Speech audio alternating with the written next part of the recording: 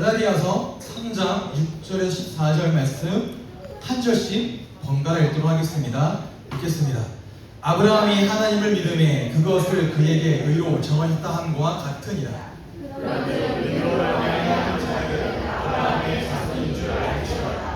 또 하나님이 이방을 믿음으로 말미암아 의로 정하실 것을 성경이 미리 알고 먼저 아브라함에게 복음을 전하되 모든 이방인이 너로 말미암아 복을 받으리라 하였느니라. 그러므로 믿음으로 말미암은 자는 믿음이 있는 아브라함과 함께 복을 받으리라. 무릇 율법의 행위에 속한 자들은 저주 아래에 있나니 기록된 바 누구든지 율법 책에 기록된 대로 모든 일을 항상 행하지 아니하는 자는 저주 아래에 있는 자라 하였습니다. 또 하나님 앞에서 아무도 율법으로 말미암아 의롭게 되지 못할 것이 분명하니 이는 의인은 믿음으로 살리라 하였습니다. 율법은 믿음에서 난 것이 아니니 율법을 행하는 자마다 그 가운데서 살리라 하였느니라. 그리스도께서 우리를 위하여 저주를 받은 바 되사 율법의 저주에서 우리를 속량하셨으니 기록된 바 가문에 갈린 자마다 저주 아래에 있는 자라 하였습니다. 함께 읽겠습니다. 이는 그리스도의 피 안에서 아브라함의 복이 이방인에게 미치게 하고 또 우리로 하여금 믿음으로 말미암아 성령의 약속을 받게 하려 하니라. 아멘. 함께 읽은 말씀 가지고 믿음에서 난 사람들이라는 제목으로 갈라디아서 시리즈 8번째 말씀을 함께 나누도록 하겠습니다. 이번 주에 저희 큰아이가 방학이라 함께 차를 타고 밖에 나가는 가운데 제가 평소에 좋아하던 찬양을 한 곡 틀어서 함께 듣게 되었어요. 그 찬양이 어떤 찬양이었냐면 잔치공동체란 찬양팀의 다신 밤이 없겠고란 찬양입니다. 제가 한번 단톡방에 링크를 공유해드린 적이 있을 건데 이 찬양은 요한계시록 22장 5절을 인용해서 작사한 곡이에요. 그 가사를 보면 이렇게 되어 있습니다. 다신 밤이 없겠고 햇빛도 쓸데없으리. 제가 옆에 있는 서율에게 물어봤죠. 서율아, 햇빛이 왜 그때가 되면 쓸데가 없을까? 대답을 못하는 거죠. 그래서 그 다음 가사가 그래. 하나님이 우리의 영원한 빛 되시네. 하나님이 우리의 영원한 빛이 되시기 때문에 우리와 함께 하시는 그 하나님의 영원한 빛 앞에, 그 큰 영광 앞에서는 해의 빛이 필요 없을 정도로 밝게 되어진다는 거예요. 언제? 그날, 그때, 그곳에. 계시록 25장 5절에는 등불과 햇빛이라 말합니다. 등불 같은 작은 빛도 햇빛 같은 큰 빛도 그때가 되면 필요가 없게 되어진다라는 말이죠. 하나님이 빛의 근원이십니다. 하나님이 빛 자체가 되시는데 그 하나님이 우리와 함께 하시기 때문에 더 이상 어떠한 빛도 우리에게 필요하지 않고 그 빛이 의미를 잃어버린다는 거죠. 제가 이 찬양의 이야기를 꺼낸 이유는 단순히 좋은 곡을 추천해드리고 들어보라고 하기 위함만은 아닙니다. 오늘 갈라디아서를 통해 계속해서 변증되어지고 있는 3장에 들어와서 변증되어지고 있는 복음의 우월성에 대한 이야기를 하기 위함이죠. 지난주 우리가 함께 나눈 그 말씀처럼 바울은 갈라디아 성도들에게 우리의 구원이 율법의 행위에서 시작된 것이 아니라 듣고 믿음으로 시작되었으니 어디로 돌아가라? 이 믿음의 출발점으로 다시 돌아갈 것을 권면하였습니다. 그리고 너희가 믿음으로 시작했으니 계속해서 성령과 함께 성령의 인도하심을 따라 믿음으로 걸어갈 것을 또한 강조했죠. 왜 그렇습니까? 갈라디아 성도들이 지금 붙잡으려고 하고 있는 미혹해 된 그 율법의 행위는 예수 그리스도 십자가 죽으심과 부활을 통해 우리에게 전달되어진 그 하나님의 복음 앞에서 무엇을 잃어버리냐? 빛을 잃어버리기 때문에 그렇습니다. 우리에게 계시된 하나님의 복음 앞에서 모든 율법의 행위는 빛을 잃어버린다는 거죠. 제가 간단하게 예를 들어보겠습니다. 1이라는 숫자가 있고 10이란 숫자 두 가지가 있습니다. 1과 10 중에 어떤 숫자가 더 큽니까? 자신 없으십니까? 1과 10 중에 어떤 숫자가 더 큽니까? 10이요. 당연히 10이 더 크죠. 이거는 뭐 저희 아이도 알 정도로 10이 훨씬 더 큽니다. 그럼 이걸 이렇게 대입해 보겠습니다. 만약에 하나님을 에 대해서 아예 모른 채 율법도 모릅니다. 그래서 거룩하게 살기는커녕 어쩌면 방탕하고 타락한 그렇게 살아가는 이방인의 상황이 1이라고 합시다. 그 반대에 구약 성경을 알고 있습니다. 그래서 율법을 신실하게 지키려고 노력하며 살아가고 율법도 지키며 살아갑니다. 그렇게 살아가는 유대주의자들, 율법주의자들의 상황이 10이라고 합시다. 물론 그렇게 1과 10을 놓고 보면 유대주의자들이 이방인들에게 말하는 거예요. 자, 너네 이렇게 살아야 돼. 1보다 10이 더 크잖아. 이렇게 살아야 되라고 이야기할 수 있다라는 거죠. 그렇게 서로 비교하며 삽니다. 내가 더 의로워. 내가 더 율법을 더 알아. 내가 더 덜 타락했어 너보단. 내가 더 순전하게 살았어라고 서로 비교하며 티격태격하는 그 사이에 1과 10 앞에 한 가지 숫자가 등장합니다. 무한대요. 무한대. 무한대는 끝이 없다는 거죠. 무한대, 무한. 즉 끝이 없는 숫자 앞에 1도 의미를 잃어버리고 10도 의미를 잃어버리죠. 1이 크냐 10이 크냐라는 말은 무한대 앞에서는 차이가 없습니다. 1보다 무한대는 어마어마하게 크고 10보다도 무한대는 너무나 큽니다. 아까 말씀드렸던 등불도 햇볕도 그날이 되면 여호와의 빛 앞에 하나님의 빛 앞에 그 빛을 묻혀버린다는 거죠. 자, 10이 아니라 100이라면요. 100이 아니라 1000이라면 1000이 아니라 만이라면요. 만이 아니라 뭐 억이라고 합시다. 억이 무한대와 비교할 수 있습니까? 아니요, 그렇지 못합니다. 그 차이가 동일해요. 의미를 잃어버리죠. 어떤 말입니까? 이처럼 예수님이 우리를 십자가에서 속량하신 그 일은 그 어떠한 인간의 노력과 의로움으로도 비교할 수 없는 하나님의 끝없는 은혜가 우리에게 다가왔음을 말합니다. 1과 10 앞에 무한대가 온 것처럼 이 무한한 은혜와 사랑 앞에서 그래도 내가 너보다 더 나아. 그래도 내가 너보다 더 높아. 그래도 내가 너보다 더 착해. 그래도 내가 너보다 더 열심히 살았어. 라고 말하는 그 모든 것들은 의미를 잃어버린다는 거죠. 구원의 앞에서. 이게 바로 복음의 우월성입니다. 율법의 행위든 도덕적인 성취든 그것이 복음의 은혜 앞에서는 아무것도 아니게 되어진다는 거죠. 그런데 문제는 무엇이냐? 이러한 복음을 들었어요. 무한한 하나님의 은혜와 사랑을 받았습니다. 구원을 받았음에도 불구하고 여전히 나의 마음속엔 무엇이 남아있느냐? 정의감과 의로움. 내가 더 옳아야 돼. 내가 더 나아야 돼. 그런 기준들이 내게 남아있다는 거죠. 맞습니다. 교회는 정의로워야 돼요.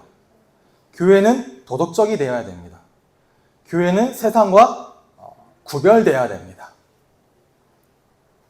그런데 그 다른 것, 정의로움, 윤리적인 충족, 구별되어진 그 모든 것들은 우리가 복음을 들었고 복음을 믿었기 때문에 따라오게 되어지는, 맺혀지게 되어지는 열매이지 우리의 출발도 아니고요. 우리의 목적지도 아니라는 거죠.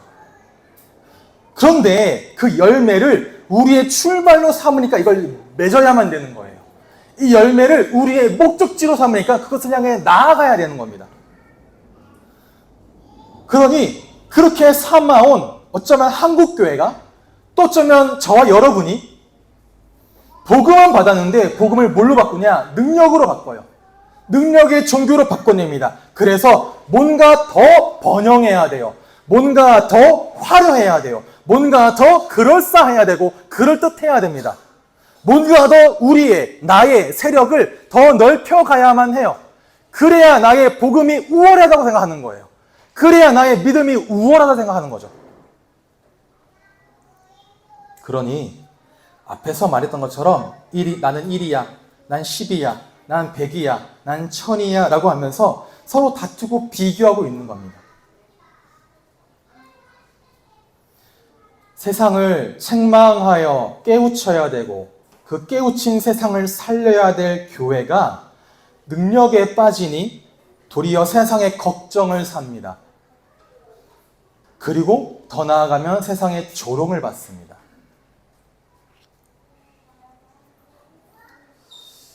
여기에 제가 말했던 정의감이란 의로움이란 대신에 성취, 열심, 공로, 영적인 자존심 어떠한 표현을 다 갖다 내보십시오.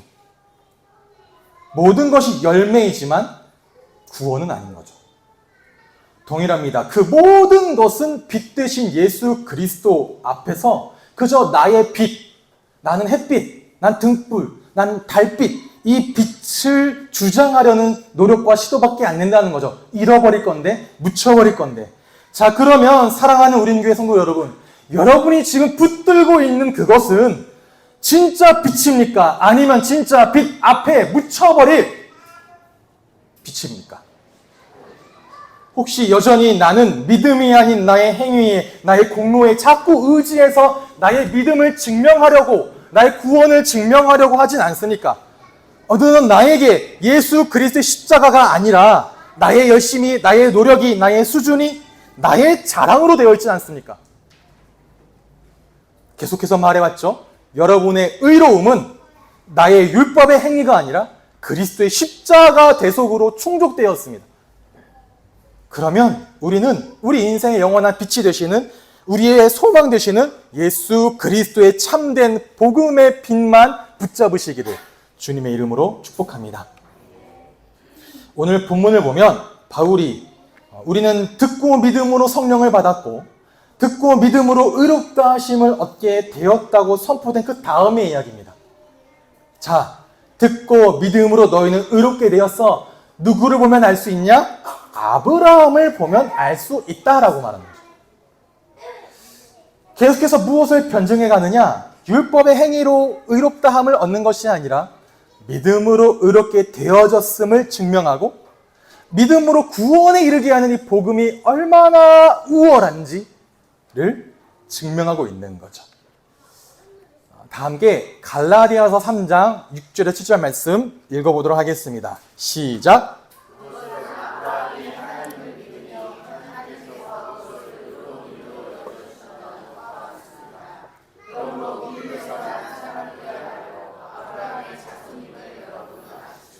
아멘. 우리가 그동안 배웠던 것처럼 갈라디아 교회에 들어온 거짓 교사들이 뭘 주장했느냐? 분명히 너희는 율법을 따라 할례를 받아야 의롭다 하심을 받을 수 있어. 그래야 더 온전해질 수 있어. 라고 계속 주장하고 가르쳤습니다. 율법을 지켜야 돼. 할례를 받아야 돼. 그래야 너희가 우리처럼 아브라함의 후손으로 들어올 수 있는 거야.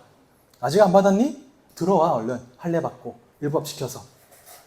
그런데 지난주에 들었죠? 갈라디아 성도들이 여기에 미혹되었습니다. 그러자 바울이 너희 아브라함의 사례를 들어서 미혹받았어? 그럼 내가 아브라함의 진짜 이야기를 들려줄게. 그 변증을 하는 거죠. 아브라함이 할례를 받은 사건은 창세기 17장에 나옵니다.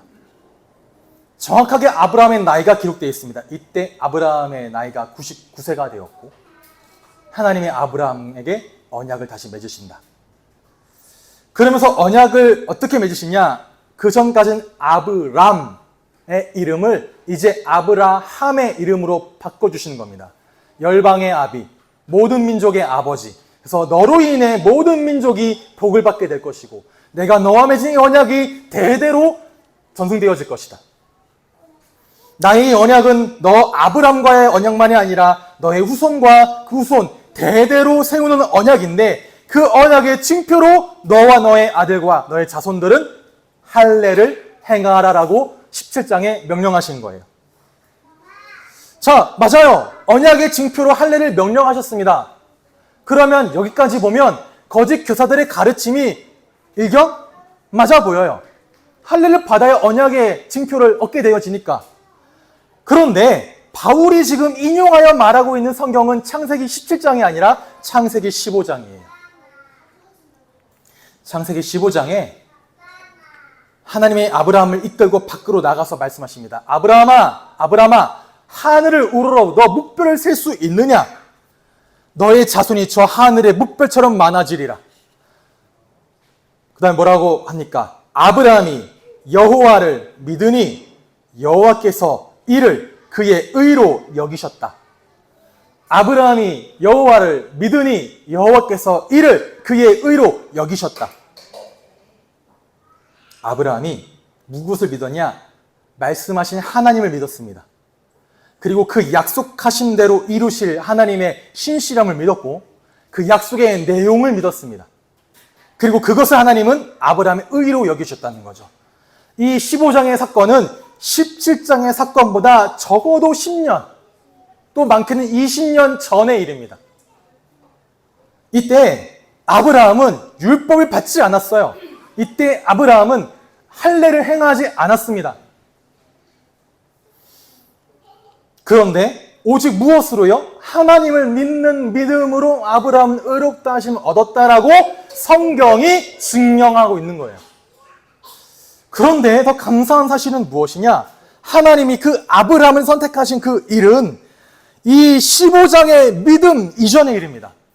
대략 75세, 어쩌면 그 이전. 훨씬 더 그 전에 아브라함이 아직 갈대아 우르에서 우상을 섬기고 있을 때 하나님은 아브라함을 선택하셨고 그 아브라함을 불러내셨다는 거죠. 이게 무엇입니까? 하나님의 은혜예요. 의로운 행위가 시작되기 그 전에, 믿음이 드러나기도 전에 하나님께서 이미 여러분을 선택하시고 부르셨습니다. 성경이 무엇을 말하고 있느냐? 예수 그리스도의 복음이 선포되기 그 전인 구약 성경에서도 이미 율법이나 할례로 그 자격과 조건과 행위를 충족해야만 하나님과 바른 관계를 맺을 수 있다가 아니라 그저 하나님을 믿고 하나님의 말씀을 믿을 때 의롭다 하심을 받게 되어진다라고 가르친다라는 거죠. 그런데 이 아브라함의 사례처럼 그 믿음조차도 하나님께서 여러분을 미리 아시고 미리 선택하신 그 은혜로부터 주어진다라는 것입니다. 이런 아브라함의 사례가 우리에게 무엇을 말해주고 있느냐? 다음 절입니다. 8절 9절에 보면 또 하나님께서 이방 사람을 믿음에 근거하여 의롭다고 여겨주신다는 것을 성경이 미리 알고서 아브라함에게 모든 민족이 너로 말미암아 복을 받을 것이다 라고 하는 기쁜 소식을 미리 전하였습니다. 그러므로 믿음에서 난 사람들은 믿음을 가진 아브라함과 함께 복을 받습니다. 아멘. 우리가 하나님의 언약 백성이 된 것은 다른 어떠한 방법으로 된 것이 아니라 무엇으로요? 오직 믿음으로 되어졌다라는 것. 이 사실을 우리에게 이야기하기 위해서, 전달하기 위해서 성경이 아브라함에게 미리 복음을 전달하였다라는 거예요. 아브라함의 사례를 통해 무엇을, 어떤 복음이요? 아브라함아, 모든 민족이 너로 말미암아 복을 받을 것이야. 너의 이러한 믿음의 사례를 통해 모든 민족이 복에 이르게 될 것이다. 그 미리 전한 복음의 내용이 무엇이냐? 갈대아 우르에 있었던 아브라함을 불러내시고 그에게 복을 주시고 그를 복으로 삼으시고 그와 언약을 맺으시며 그 언약을 주신 하나님을 믿는 그 믿음을 보시고 아브라함을 의롭다 여겨주신 하나님의 은혜가 바로 복음입니다. 근데 이런 아브라함의 인생의 여정은 저와 여러분과도 너무나 깊이 있게 연결되어져요. 여기 보면 창조, 타락, 구속, 완성이라 되어 있습니다. 이것이 기독교 세계관입니다. 창조와 타락과 구속과 완성 또는 회복. 하나님께서 하나님의 그 충만하신 사랑으로 이 세상을 너무나 아름답게 창조하셨어요. 그리고 그 세상 가운데 하나님을 닮은 하나님의 형상을 가진 사람, 즉 여러분을 하나님이 창조하시고 에덴에 두셨습니다. 그런데 어느 날 그 인간이 하나님의 말씀에 불순종함으로 인해 범죄하게 되었고, 그 인간의 범죄함의 영향력이 창조된 모든 세계로 퍼져나가게 된 겁니다. 타락. 그때부터 창조 때 만들었던 질서인 선함과 생명이 아니라 죄와 죽음이 세상을 다스리고 통치하게 되어졌습니다.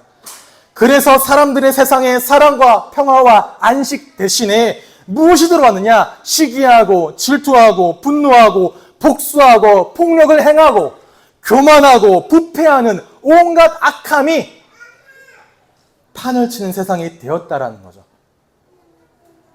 보지 않으십니까? 지난주인가요? 인천의 어느 한 아파트에서 아버지가 사제 총기로 아들을 쏴버린, 뭐가 있었을까요? 분노. 그 분노 속에 폭력, 시기, 질투. 그 사람이 어쩌다 저쩌다 그 말 이전에요. 이 외에도 여러 사례들이 너무나 많잖아요. 그냥 이 세상 너무나 그런 부패하고 타락한 세상이야 라고 말한 거냐? 왜요? 왜 타락하게 되었습니까? 하나님의 사랑에서 멀어졌기 때문에. 하나님의 은혜에서 멀어졌기 때문에. 자, 그러면 멀어진 너희들이 어떻게 해야 되는지 하나님은 아브라함의 사례를 통해 우리에게 말씀하시는 거예요. 내가 너를 갈대아 우르에서 건져냈다. 그 죄와 죽음과 악함의 세상에서 내가 너를 선택하였고, 내가 너를 불러내었고, 내가 너를 건져내어 나의 복으로 삼았다. 그러니 그 아브라함이 신실하게 하나님을 믿었던 것처럼 그 아브라함과 같은 믿음을 가지고 신실하게 살아가는 사람들은 아브라함과 같은 복을 받는다라고 아브라함에게 말씀하신 거예요. 사랑하는 성도 여러분, 아브라함처럼 그저 하나님을 믿으시기 바랍니다. 어쩌면 죄와 저주 속에 있었던 나에게, 어쩌면 죽음과도 같은 상황 속에 머물러 있던 나에게, 어쩌면 하루하루 살아가는 게 어찌나 그 지옥 같은지, 그 지옥 같은 하루를 살아가고 있던 나를 하나님이 이미 아시고 선택하시고 불러내셔서 그런 나에게 자, 믿음으로 하나님의 은혜에 이르게 되어지고 그 은혜로 너는 의롭다 하심을 받는다라고 말씀하신다는 거죠. 그 생명의 길을 열어놓으셨습니다. 뭐 하면 되느냐? 믿으면 돼요. 믿으면 생명을 얻는다 약속을 주셨습니다. 그 약속을 하나님은 신실하게 이루십니다. 그 하나님을 신뢰하시기 바랍니다. 믿음이 무엇입니까? 그냥 나 너 믿어. 나 그냥 너 믿어가 있니까? 또 어떠한 이야기, 어떤 교리, 어떤 진리를 믿는다는 겁니까? 믿음은 첫 번째로 이러한 사실들이 있다는 것을 아는 겁니다. 그렇구나. 나를 창조하셨구나. 그런 창조된 내가 하나님의 사랑에서 멀어져 타락하게 되었구나. 죄와 저주와 죽음이 나에게 들어오게 되었구나. 그런 나를 하나님이 부르셨구나. 은혜로. 그 은혜로 부르신 하나님을 믿으면 영생을 받는다고 성경이 증거하는구나. 그 사실을 분명히 아는 것. 지식. 믿음은 지식입니다. 그럼 아는 것에서 끝나느냐? 아니요. 내가 알고 있는 그 사실에 대해서 분명히 동의하는 거예요. 네, 나는 하나님의 창조물입니다. 네, 나 하나님 없으면 타락하게 되어진 죄인입니다. 그렇습니다. 이런 나를 하나님 부르셨습니다. 동의합니다. 네, 동의합니다. 내가 구원받는 그 길은 하나님의 은혜가 아니면 안 되어짐을 나는 동의합니다. 나는 죄인임을 동의하고 그 은혜로 내가 구원받았음을 동의합니다. 그 동의. 지식과 동의. 세 번째가 뭐냐? 신뢰입니다. 내가 동의한다면 그 동의한 대로 하나님은 약속을 나에게 베푸심을, 나에게 은혜를 베푸심을 동의하는 거죠. 믿음은 지식이요, 믿음은 동의며, 믿음은 신뢰입니다. 단순히 알고 있는 차원에서 머무르는 것이 아니라 하나님의 신실하심에 대해서 나도 신실하게 반응하는 거예요. 신뢰요. 그 하나님께 나의 마음을 맡기고 그 하나님을 신뢰하여 따라가는 것이 바로 믿음이죠. 이러한 믿음을 소유하고 아브라함과 같은 복을 받아서 하나님의 언약 안에 거하는 은혜가 있기를 주님의 이름으로 축복합니다. 다 함께 10절과 12절 한 목소리로 읽어보도록 하겠습니다. 시작.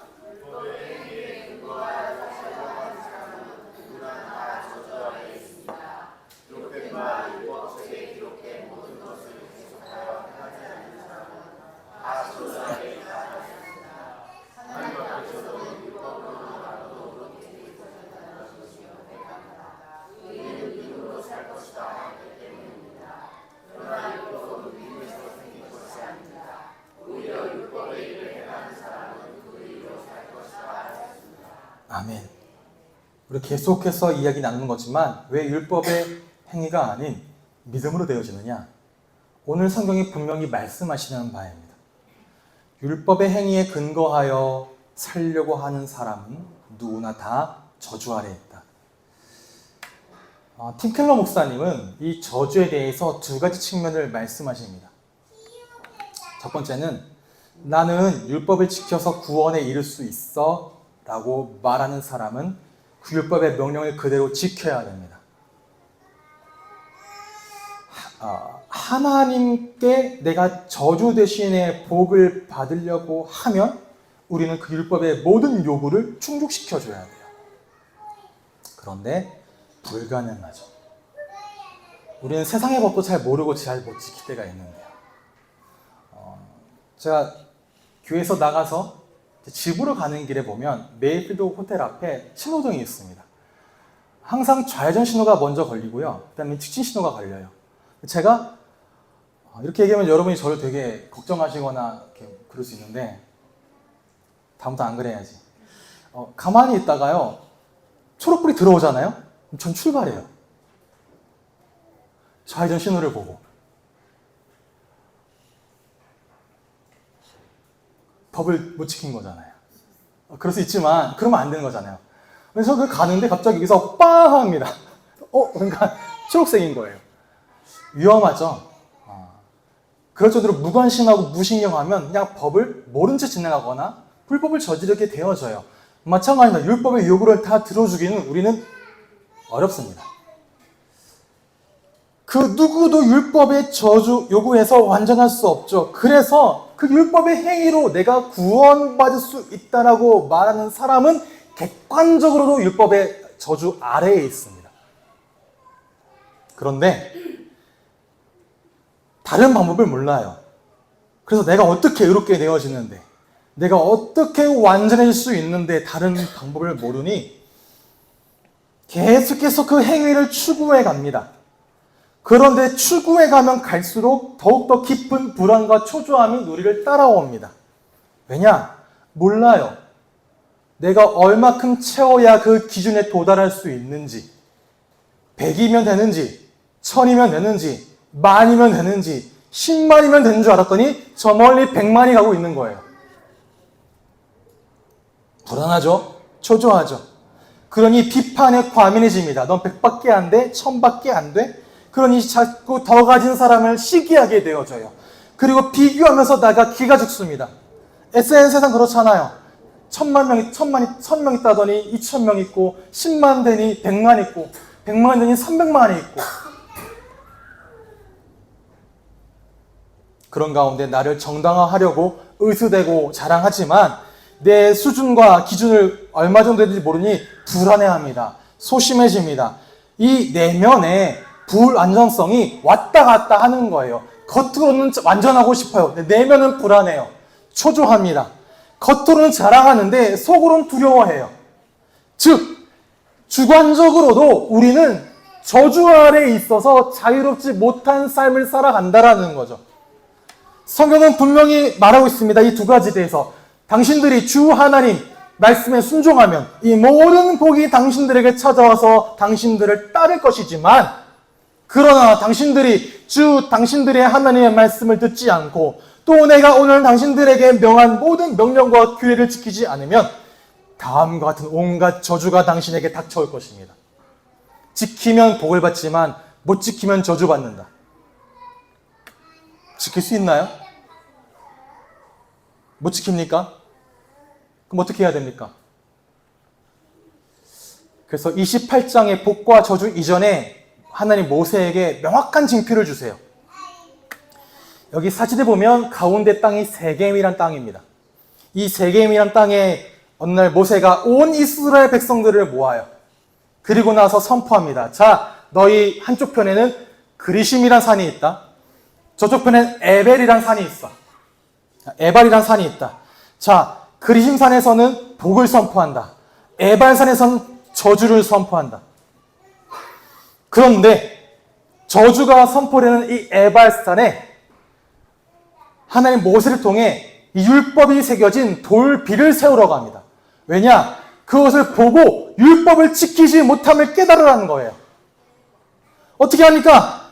그리고 그 다음에 말해요. 저 에발산에 다듬지 않은 돌로 제단을 쌓아라. 다듬지 않은 돌은 무엇을 말하냐? 인간의 공로가, 인간의 노력과 인간의 행위가 들어가지 않은 자연적인 것, 즉 하나님의 의. 다듬지 않은 돌로 제단을 쌓고 거기서 번제와 화목제를 드려라. 그럼 뭐가 물러간다고요? 저주가 물러가고 복을 받게 된다. 제단, 번제와 화목제, 율법의 요구를 도무지 채우지 못하는 자를 위한 하나님의 은혜의 상징, 예수 그리스도 그 십자가 대속과 예수 그리스도의 그 완벽한 순종으로 우리가 하나님의 복, 즉 하나님과 화평에 이루게 되어진다는 것을 말한다는 거죠. 율법의 행위로는 하나님이 우리에게 명령하신 그 그리심에 이룰 수가 없습니다. 저주를 받아야 됩니다. 그런데 그 저주가 인간의 노력과 수고와 공로가 아닌 하나님의 은혜로 예수 그리스도의 대속으로 해결되어졌다는 거죠. 어떻게 해결되어졌습니까? 13절과 14절입니다. 그리스도께서 우리를 위하여 저주를 받은 사람이 되심으로써 우리를 율법의 저주에서 속량해 주셨습니다. 기록된 바 나무에 달린 자마다 모두 저주를 받은 자이다 하였기 때문입니다. 그것은 아브라함에게 내리신 복을 그리스도 예수 안에서 이방 사람에게 미치게 하시고 우리로 하여금 믿음으로 말미암아 약속하신 성령을 받게 하시려는 것입니다. 아멘. 바울은 여기서 말한 기록된 바는 어디를 말하는 거냐? 신명기 21장 23절이에요. 그 성경에 보면 나무에 달린 자는 하나님께 저주를 받았음이라고 되어 있습니다. 하나님께 저주를 받았다라는 그 표시로 이 저주받음은 버림받음이거든요. 하나님께 버림받았다라는 그 표시로 예수님은 십자가라고 말하는 나무에 달려 죽으셨습니다. 그런데 이 저주를 받았다라는 말을 원어로 보면 저주 그 자체가 되었다라는 거예요. 예수님이 저주 그 자체가 되었다고요. 저주를 받을 이유가 아무것도 없는 그 예수님이 저주 그 자체가 되었습니다. 왜? 저는 말하죠. 아브라함에게 내리신 복을 그리스도 예수 안에서 여러분에게 미치게 하려 하시고 여러분으로 하여금 믿음으로 말미암아 약속하신 성령을 받아 구원의 대열에 들어서게 하기 위함이다. 이것을 위하여 예수님이 저주가 되셨다는 겁니다. 그리고 여러분을 저주에서 뭐 하셨느냐? 속량하셨어요. 속량은 엑사고라고 합니다. 값을 치르고 풀어주다. 이죠. 예수님께서 자신의 생명을 내어주심으로 우리의 모든 율법의 저주에 대한 값을 지불하신 겁니다. 우리를 속량하신 거예요. 자유다라고 선포하시는 겁니다. 예수님께서 우리를 위하여 저주를 받으셨고 우리를 대신하여 저주를 받으셨습니다. 예수님께서 친히 우리의 대속물, 저주와 죄의 대속물, 죄와 죽음의 대속물이 되신 거예요. 예수님께서 내가 받아야 될 저주를 대신 받으셨습니다. 그렇게 우리의 죄와 우리의 저주는 예수님께로 전가되었고 반대로 우리는 예수님이 받으셔야 되는 몫인 의와 복을 전가받았습니다. 무엇으로? 성령으로. 예수님께서 우리를 위하여 저주를 받아 죄인이 되신 것처럼 우리도 동일한 방식으로 의인이 되었습니다. 예수님이 받으신 그 죄인은 하나님이 예수님을 우리 같은 죄인으로 여기겠다는 겁니다. 그리고 마찬가지로 우리가 받은 복은 하나님이 우리를 예수님 같은 의인으로 바라보신다라는 거예요. 이것이 우리가 예수님을 믿음으로 받은 구원이죠.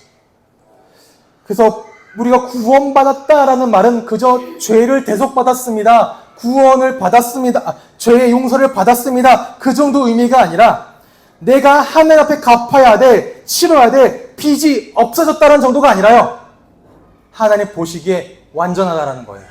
하나님 보시기에 의롭다라는 겁니다. 하나님 보시기에 온전하다라는 말입니다. 거룩하다라는 말이에요. 그리고 그렇게 시작되어진 거룩과 온전은 그 상태가 유지되어집니다.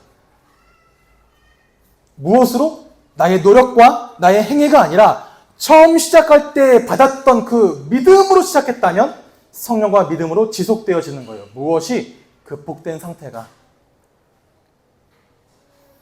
우리의 마음이 부드러워지고 우리의 마음이 다듬어가지고, 즉 말하는 성화가 되어지는 이 모든 일들은 다른 것으로 되어지는 것이 아니라 십자가에 달리신 예수 그리스도를 신뢰함으로 지속되어져 갑니다. 우리는 이제부터 평생 복음에서 벗어날 수 없습니다. 구원받은 우리의 인생은 복음에서 결코 떠날 수가 없습니다. 그럴 수도 없고요, 그럴 일도 없습니다. 물론 흔들릴 수 있죠, 중간중간마다. 그러나 믿으세요. 무엇을? 하나님을 믿으시고 하나님 약속을 믿으시는 겁니다. 그 하나님을 믿는다는 건 인격적으로 믿고 의지하는 거예요. 여러분이 받아야 할 저주를 하나님께 맡기세요. 여러분의 죄를 그리스도 십자가 앞에 내어놓으세요. 여러분의 고통과 고난을 십자가 앞에 내려놓으세요. 예수 그리스도가 저주가 되신 그 십자가를 마주하는 겁니다. 그때가 뭐가 된다고요? 저 거친 파도가 반석이 되어지고 이 깊은 바다가 반석이 되어져 내가 믿음으로 그 위를 걸어갑니다. 잘 모르겠죠? 맞습니다. 내 이성으로 이해가 되어지지 않아요. 내 머릿속으로 완전히 들어오지 않습니다. 그런데 신뢰하세요. 나의 이해가 안 되어지고 인정이 들어오지 않아도 하나님을 신뢰하고 감사로 받는 겁니다. 감사로 받는 겁니다. 뭐를? 선물을. 아브라함도 그랬습니다. 부침이 있었어요. 그런데 아브라함이 변화되어져 갑니다. 왜냐? 하나님이 아브라함을 계속 붙들어 주셨습니다. 오래 참으시고 계속 약속을 주신 거죠. 그 하나님을 신뢰하시길 바랍니다. 결론입니다. 우리는 율법의 행위로 하나님 앞에 서지 않습니다. 오직 예수 그리스도 그 십자가를 의지함으로, 믿음으로 하나님의 자녀, 언약의 백성, 복을 받은 자가 되었습니다. 믿음으로. 그러면 뭐로? 복음으로 시작하세요. 복음으로 계속 걸어가세요. 복음을 붙들고 가는 그런 삶이 되시기를 바랍니다. 그리고 이 복음을 이웃에 전달하고 세상에 흘려보내는 거예요. 아브라함이 받은 복은 아브라함과 아브라함의 자손만을 위한 복이 아니었습니다. 세상 모든 민족을 위해 아브라함을 대표로 삼으셨던 것처럼 여러분에게 주신 그 복도 이웃과 세상에 흘러가야 될 모든 민족을 위한 복이라는 거죠. 그러니 이제부터 내 의로움이 아니라 그리스도의 의를 자랑하시고요, 내 공로가 아니라 예수 그리스도의 십자가를 자랑하시고요, 세상의 기준이 아니라 하나님의 은혜의 기준에 서시고요, 세상의 가치, 묻혀버릴 빛이 아니라 하나님의 복음의 가치, 복음의 빛을 붙드시기를 바랍니다. 그렇게 믿음으로 살아가는, 믿음에서 난 사람들 다 되시기를 주님의 이름으로 축복합니다.